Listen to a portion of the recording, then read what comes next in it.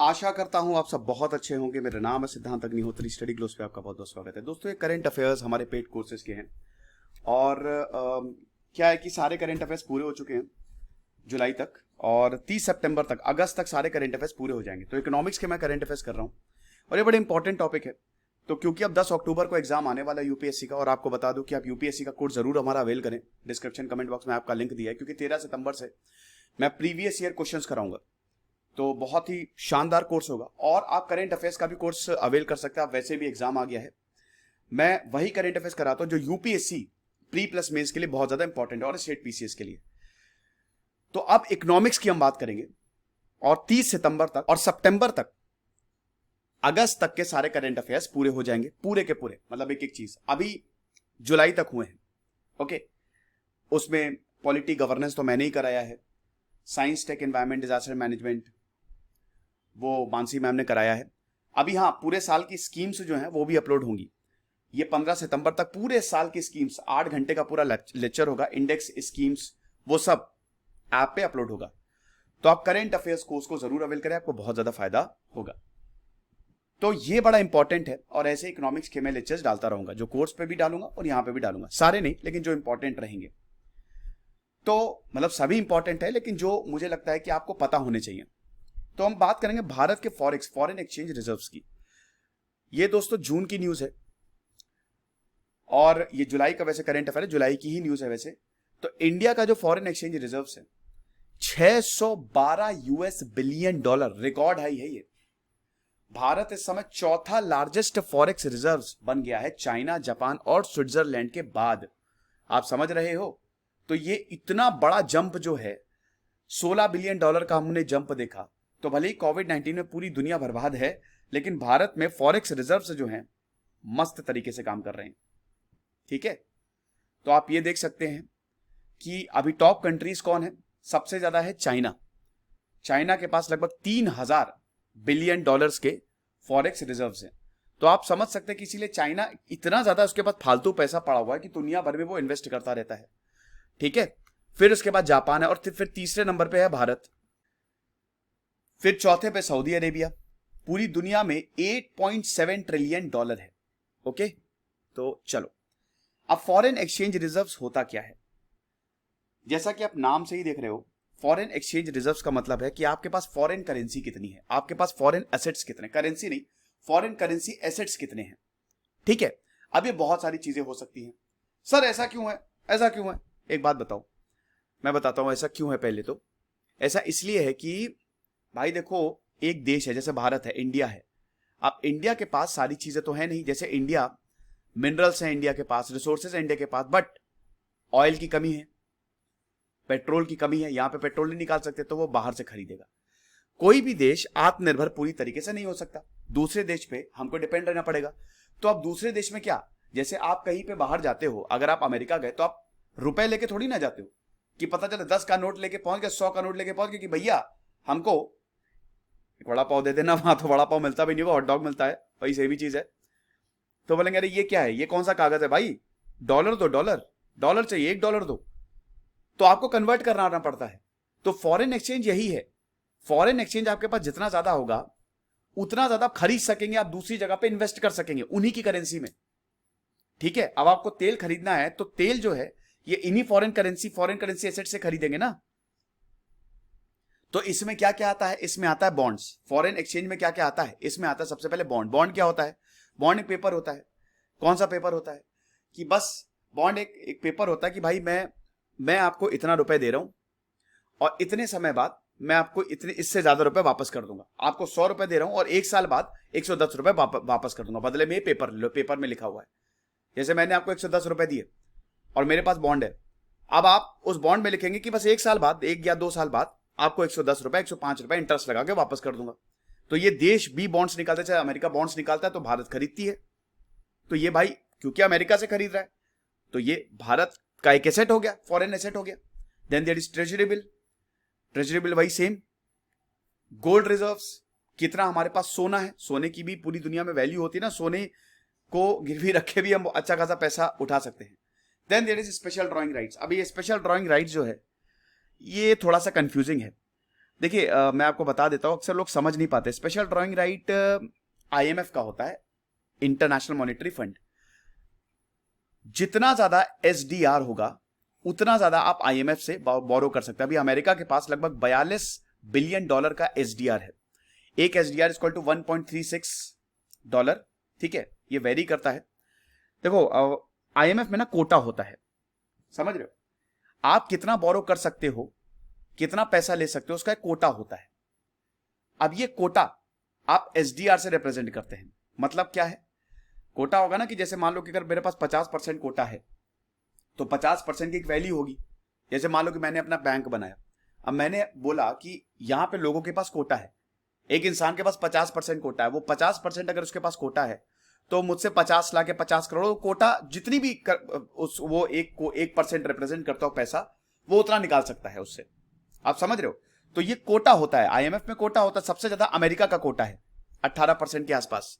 ठीक है, अब ये कोटा कैसे होता है, कैसे दर्शाया जाता है? जिस देश की जितनी ज्यादा जीडीपी उतना ज्यादा कोटा दिया जाता है। जीडीपी 50% जो वेटेड एवरेज होता है उसका 50% तो अगला जीडीपी है। जैसे कोटा है, कोटा 100% पे दिया जाएगा, इसमें 50% जो वेटेड है वो जीडीपी को दिया गया है कि जिस देश की जितनी ज्यादा जीडीपी उतना ज्यादा हमको उसको कोटा देंगे। फिर ओपननेस कितनी है? ओपननेस का 30% है। देन इकोनॉमिक एबिलिटी कितनी है? उसका 15% है। इंटरनेशनल रिजर्व्स कितने हैं? उसका 5% है। इस तरीके से होता है। तो ये कोटा डिफाइन करता है। ये कोटा एसडीआर के फॉर्म में होता है, स्पेशल ड्राइंग राइट्स। नाम ही ना स्पेशल ड्राइंग राइट्स, मतलब आप कितना ज्यादा पैसा आईएमएफ से निकाल सकते हो। तो जितना ज्यादा आपके पास कोटा होगा उतना ज्यादा आपके पास एसडीआर होगा और उतना आप पैसा आईएमएफ से बोरो कर सकते हो, सिंपल टर्म्स में। ठीक है, तो ये चीज है, ये कोई करेंसी नहीं है। एसडीआर एक करेंसी नहीं है, ना ही एक क्लेम है। ये जो फ्रीली यूजेबल करेंसी होती है ना आईएमएफ मेंबर के पास, बस उसका क्लेम है। एसडीआर आपको लग रहा हो कि करेंसी है क्या? जैसे आईएमएफ को आप क्योंकि आईएमएफ पूरी दुनिया आती है तो आईएमएफ आप कह सकते हो कि करेंसी की तरीके से चलाता है, लेकिन करेंसी है नहीं, ये आप समझना। इसमें जो यूएस डॉलर्स की वैल्यू है उसको सम अप करता है। भाई देखो, आईएमएफ में बास्केट ऑफ करेंसीज हैं। आईएमएफ में कितनी करेंसीज हैं? ये बास्केट ऑफ करेंसी में कौन कौन क्या क्या आता है याद रखिएगा कि इसमें जो बास्केट ऑफ करेंसी, इसमें डॉलर आएगा। डॉलर सबसे पावरफुल करेंसी है क्योंकि पूरी दुनिया में जो ट्रेड होता है वो डॉलर से ही होता है, इसीलिए भारत डॉलर खरीदता है। अब जितना ज्यादा डॉलर हमारे पास होगा उतना अच्छा, यही फॉरेन एक्सचेंज आपके रिजर्व्स है। तो डॉलर आता है, इसमें जापान का येन आता है, यूरो आता है, पाउंड स्टर्लिंग आता है, 2016 में चाइना का रेनिनबी आ गया। तो ये करेंसीज हैं, ये टोटल जो 5 करेंसीज है ये आईएमएफ की बास्केट में आती है। उसके थैली में इतनी सारी करेंसीज हैं, तो आप इसी पे ही एसडीआर कैलकुलेट होता है। जितना ज्यादा एसडीआर उतना ज्यादा वो आईएमएफ से पैसा ले सकता है। ठीक है, तो ये भी फॉरेन एक्सचेंज रिजर्व्स में आएगा ना, जाहिर सी बात है ना भाई, ये करेंसी से उठा सकता है, ये करेंसी खरीद सकता है। तो आप खुद सोचो कि अगर किसी के देश के पास अच्छा खासा एसडीआर है, जैसे 50% एसडीआर हो गया, तो इतनी करेंसी ले लेगा ये, तो हमारे फॉरेन एक्सचेंज रिजर्व्स बढ़ेंगे ना, क्योंकि फॉरेन एक्सचेंज आईएमएफ की बास्केट में सब बाहर की करेंसी। आप समझ पा रहे हो कि नहीं? आईएमएफ की बास्केट जो है उसकी थैली में सब बाहर की करेंसी है, यानी कि फॉरेन की करेंसी है। भारत के टर्म्स में तो वो फॉरेन हुआ ना, फॉरेन की करेंसी है। तो अगर भारत का अच्छा खासा कोटा है तो इन सारी करेंसी को भारत ले सकता है आईएमएफ से। तो ये होता है आपका स्पेशल ड्राइंग राइट। लेकिन याद रखिएगा, ये कोई करेंसी नहीं, ना ही क्लेम है। ठीक है, बस जो फ्री यूजेबल करेंसी है ना आईएमएफ मेंबर्स की, उसको यूज करता है ये, बस दैट्स इट। चलो, बहुत बढ़िया, काफी लंबा डिस्कशन हो गया वैसे। तो आप ये देख सकते हैं कि अभी अच्छा, ये तो मैं आपको बता ही चुका हूं कि सबसे ज्यादा चाइना में $3,371 billion, Japan, Switzerland, then India और फिर रशिया। तो चौथे नंबर पे भारत आ गया है। ठीक है, तो आप रिजर्व बैंक ऑफ इंडिया की बात करें तो यही फॉरेक्स को रिजर्व करता है, यही मैनेज करता है। आरबीआई एक्ट, जो सेंट्रल बैंक होता है ना किसी भी देश का, सेंट्रल बैंक ही रिजर्व मतलब ये जो फॉरेन एक्सचेंज होते हैं उसको मैनेज करता है। तो आरबीआई एक्ट 1934 में हिल्टन यंग कमेटी थी ना जिसने आरबीआई को बनाना है प्रपोज किया था, और 1935 में आरबीआई बना, रिजर्व बैंक ऑफ इंडिया बना। देन उसके बाद फॉरेन एक्सचेंज मैनेजमेंट एक्ट 1999। ठीक है, अब पर्पस क्या होता है अभी हम बात करेंगे इसकी भी। देखिए रीजंस क्या है। सबसे पहले तो फॉरेक्स रिजर्व से बढ़ा क्यों? सबसे पहले फॉरेक्स रिजर्व्स, भारत में अच्छा खासा कैपिटल फ्लो आया। देखिए 1991 में आपको पता ही है कि हम एलपीजी पे गए, लिबरलाइजेशन, प्राइवेटाइजेशन, ग्लोबलाइजेशन, हमने इकोनॉमी खोल दी क्योंकि बैलेंस ऑफ पेमेंट हमारी क्राइसिस बहुत ज्यादा थी और तब से भर भर के इन्वेस्टमेंट आया। अब बाहर से अगर खूब सारा एफपीआई, एफआईआई आएगा, एफडीआई आएगा, तो फॉरेन एक्सचेंज रिजर्व भी आएंगे। तो और पिछले 2-3 सालों में हम देख रहे हैं कि काफी ज्यादा राइज हुआ है फॉरेन एक्सचेंज में। अब इसमें हाई फॉरेन कैपिटल फ्लो है, मतलब बाहर से बहुत ज्यादा पैसा आया है। एफडीआई, फॉरेन पोर्टफोलियो इन्वेस्टमेंट बहुत ज्यादा आया है। Startup, corporate tax cut, higher returns, जैसे कल ही भारत ने PLI, product linked incentive scheme दी है।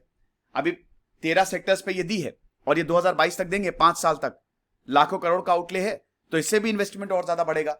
तो इसीलिए भारत एक बहुत बड़ा मार्केट है।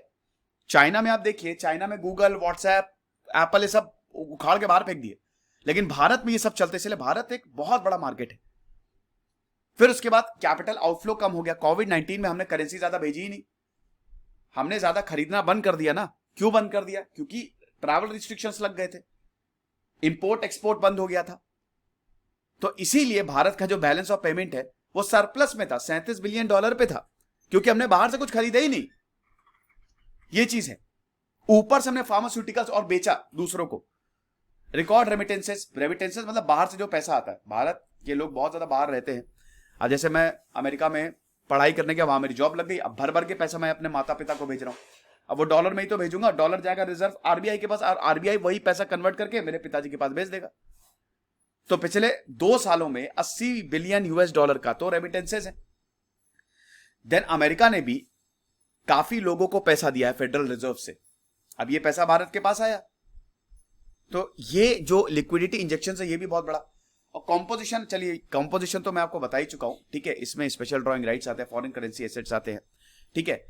लेकिन सबसे बड़ा जो बिगेस्ट कंट्रीब्यूशन है फॉरेन करेंसी में, इसमें अमेरिकन डॉलर है और उसके बाद गोल्ड रिजर्व है, फिर एसडीआर है, ये आप देख सकते हो। तो अमेरिकन डॉलर सबसे ज्यादा है और डॉलर सबसे पावरफुल करेंसी, क्योंकि पूरी दुनिया में ट्रेड जो है वो डॉलर से ही होता है। सिग्निफिकेंस क्या है? क्यों फॉरेक्स जो बढ़ रहे हैं, फॉरेन एक्सचेंज जो बढ़ते आ रहे हैं, इससे हमको क्या फायदा है? वही है यार, पहली बात तो बाहर से हम चीजें खरीद सकते हैं, है ना। और भारत के जो एक्सटर्नल और इंटरनल फाइनेंसिंग इश्यूज है उसको हम टैकल कर सकते हैं। हमारी जो डेट है, हमारे जो कर्जे हैं, उसको हम कर सकते हैं, ठीक है। और कोई भी इकोनॉमिक प्रॉब्लम आएगी, हम फॉरेक्स से उसको सॉल्व कर सकते हैं। हमारा जो इंपोर्ट बिल है, इतना ज्यादा पैसा पड़ा है भाई, इंपोर्ट बिल बहुत ज्यादा, कोई बात नहीं, हम इतना पैसा देके इसको कम कर लेंगे। साथ ही साथ अगर हमारे पास फॉरेन एक्सचेंज ज्यादा होगा तो रुपया भी तो स्ट्रेंथन होगा अगेंस्ट दी डॉलर। डॉलर के मुकाबले रुपी भी आगे बढ़ेगा, तो ये भी बहुत अच्छी बात है। फिर उसके बाद अगर मेरे पास बहुत पैसा आ रहा है तो लोगों को लगेगा ना कि यार इसके पास इतना पैसा कहां से आ रहा है, जरूर यार ये बहुत बढ़िया काम कर रहा है। तो आप समझिए कि ये मार्केट में कॉन्फिडेंस जगाता है कि हाँ अच्छी बात है कि भारत के पास इतना फॉरेन एक्सचेंज रिजर्व है। भारत के पास फॉरेन एक्सचेंज रिजर्व है तो उसको कोई प्रॉब्लम आनी नहीं है। अभी जैसा श्रीलंका में फूड इमरजेंसी होगी, इकोनॉमिक क्राइसिस होगी, ये बहुत बड़ा रीजन था, उसके पास फॉरेन एक्सचेंज बचा ही नहीं। तो डोमेस्टिक करेंसी जो है वो पावरफुल हो रही है, एक्सटर्नल एसेट ज्यादा है, तो यानी कि भारत बहुत जबरदस्त काम कर रहा है। भारत के पास अच्छा खासा पैसा आ रहा है, तो यहां पे इन्वेस्ट कर दो। अब देखिए, ये तो बात होगी सब कुछ बढ़िया मस्त एकदम, लेकिन इसके आर्ग्यूमेंट्स क्या दिए जाते हैं? हाई फॉरेक्स रिजर्व जो है, आपको लग रहा होगा बहुत बढ़िया बहुत बढ़िया, लेकिन रिस्क भी इन्वॉल्व होता है। पहले तो आप बेनिफिट देख लीजिए, अगर ऑयल प्राइसेस बढ़े, अरे बढ़ने दो, हमारे पास इतना ज्यादा पैसा है, देंगे। एक्सटर्नल ऑब्लिगेशन जो आपको बाहर का पैसा चुकाना है वो आप दे सकते हो आराम से। जो रेट मैनेजमेंट है वो बहुत बढ़िया है। रेट मैनेजमेंट मतलब वही है कि जो एक्सचेंज रेट मैनेजमेंट होता है ना, इससे भारत की जो करेंसी है, एक्सचेंज रेट्स होते हैं, 3 तरीके के एक्सचेंज रेट्स होते हैं, फिलहाल अभी हम उसमें नहीं जाते और कंफ्यूजिंग हो जाएगा। आई होप ये चीजें आपको समझ में आ रही है। तो ये जो एक्सचेंज रेट मैनेजमेंट है ये आरबीआई बहुत बढ़िया तरीके से बनाता है। इसकी वजह से हमारा रुपया जो है वो डॉलर के मुकाबले और मजबूत होता है, करेंसी मार्केट ग्रो करता है और इन्वेस्टर्स का कॉन्फिडेंस बढ़ता है। क्या बात है भाई, भारत में ही हमें देखते हैं कि इन्वेस्ट करो। उसके बाद फिर वही रीजनल लीडर। अब भारत जो है अगर लीडर बनेगा तो इसका सबको भला होगा, स्पेशली साउथ एशियन रीजन्स को। भाई करेंसी स्वैप एग्रीमेंट भारत ने 2012 में कि आप कोई दिक्कत है, करेंसी स्वैप मतलब क्या है कि आपके पास कोई बात नहीं, ठीक है, आपके पास डॉलर नहीं है, कोई दिक्कत नहीं है, आपके पास अगर कोई भी जैसे दीनार है, दीनार की करेंसी में भी आप हमसे बिजनेस कर सकते हो, करेंसी स्वैप। तो ये 2012 में भारत ने शुरू किया। फिर उसके बाद इकोनॉमिक रिस्क नहीं होता है ना, हाई एनपीए, कॉर्पोरेट बॉन्ड जो क्राइसिस होती है ये कम होता है, फॉरेन एक्सचेंज जो है इसको ओवरकम कर लेगा। तो ये सारे बेनिफिट्स हैं। अब आर्ग्यूमेंट्स क्या है अगेंस्ट ऑयल प्राइस अनप्रेडिक्टेबिलिटी? देखो अभी जो करंट क्रूड ऑयल प्राइस है वो काफी कम है। एक तो रशिया और सऊदी अरेबिया के बीच में अच्छा खासा जो वॉर चल रहा है, ये कोल्ड वॉर टाइप का ये, लेकिन जैसे ही दोनों एग्री करेंगे क्रूड प्राइसेस ऊपर जाएंगे।